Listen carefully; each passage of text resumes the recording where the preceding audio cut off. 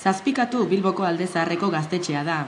Alde Zaharreko Gazte Asanbladak 2006ko bukaeran okupatu zuen eraikina, aspalditik hutsik zegoen. 2 urtean 4 aldiz hustu eta itxi du ertzaintzak. Pasaden martxoan azkenekoz. Itxiera bakoitzari protesta eginez eta gaztetxea berriro okupatuz erantzun diete gazteek. Gaur egun ordea zalantzan dago zer gertatuko den Soloko etxeko eraikinarekin. Herritarrengandik ez ezik, gizarte eragile eta alderdi politikoetatik ere elkartasun eta babes mezuak heldu zaizkie Zazpikatuko kideei. Horrela adierazi dute gaur goizean emandako prentsaurrekoan. Asko dira jada gaztetxerik gabe emandako egun eta gauak. Asko dira, Askuna eta bere txakurrek gaztetxea itxiaz batera itzali nahi izan zituzten gazteen ilusioak. Baina hala ere, auzokideok indarrak bildu eta gaztetxea berreskuratzeko prest gaudela erakutsi dugu. Auzoaren motore garrantzitsu baita berau.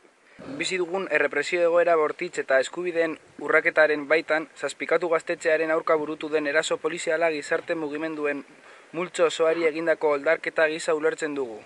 Zazpikatu gaztetxearen alde erresistentzia egun antolatu dute larunbaterako. Egun osorako egitarau zabala osatu du Gazte Asanbladak. Larunbat honetan, Alde Zaharrean erresistentzia egun egongo da. Da jaialdi moduko bat, egun osoan ekintzak egongo dira, goizetik hasita. 12 hemen plazaren berrinauguratzioa egongo da. Gero tur turistiko bat, Alde Zaharretik, parodia moduko bat, Baskaria, eta kalejira bat, kontzertuak egongo dira azkenean. Gehien bat, animatzen dugu jende guztia etortzera, Zazpikaturen alde egiteko eta horretan gure benetako indarra erakusteko. Bilboko Alde Zaharrak bere gaztetxea edukitzea beharrezkoa dela defenditzen dute gazteek. Zazpikatuk Alde Zaharrean benetan kulturgune eta ekintzagune referente bat da. Honelako auzo baten benetan kalea dendaz beteta dago, bakarrik pasatzeko da erosteko leku bat izan da, Zazpikatu beste kutsu bat ematen dio Alde Zaharrari, ez? Horrekintzak egiten dira, tailerrak, jendeak parte hartu aldu eta bere proiektuak aurrera eraman.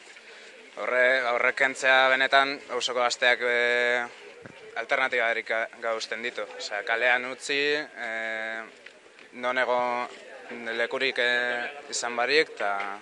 Ni orain dela 3 urte edo hasieratik nago Zazpikaturekin, da, hemen auzoan dagoen gaztetxea da, eta hemen ekintzak burutzen ditugu.